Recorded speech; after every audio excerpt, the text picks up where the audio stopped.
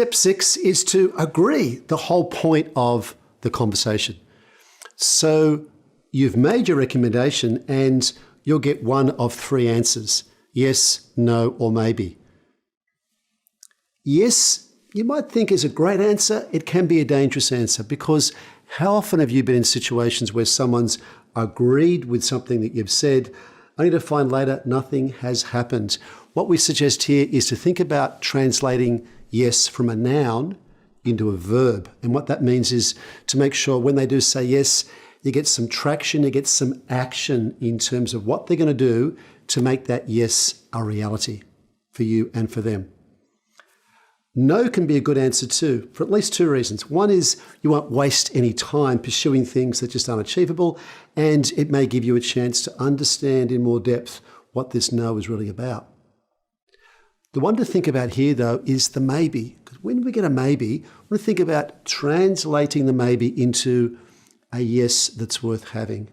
And this is where negotiation becomes important. No, I don't mean the United Nations negotiation. I mean some very simple negotiating techniques. And there's 4 main ones we can talk about. The first is to separate the issues from the context.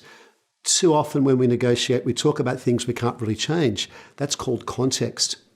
What we do want to do here is think about things we can change, which are issues.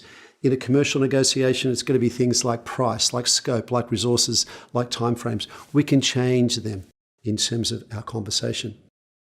The second thing to think about in this stage of the conversation is to think about what positions you've got and I've got. And there's at least 3 of these.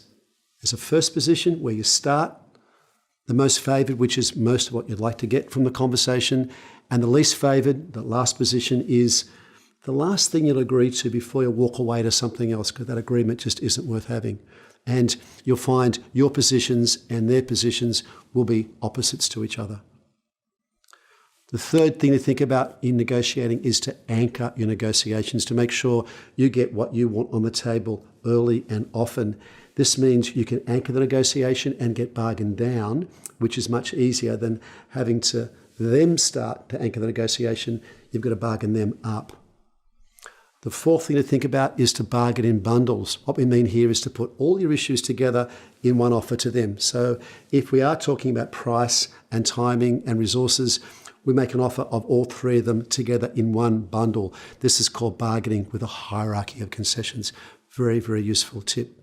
So there's some thoughts with regards to reaching agreement and getting an agreement that leaves you both better off than no agreement at all.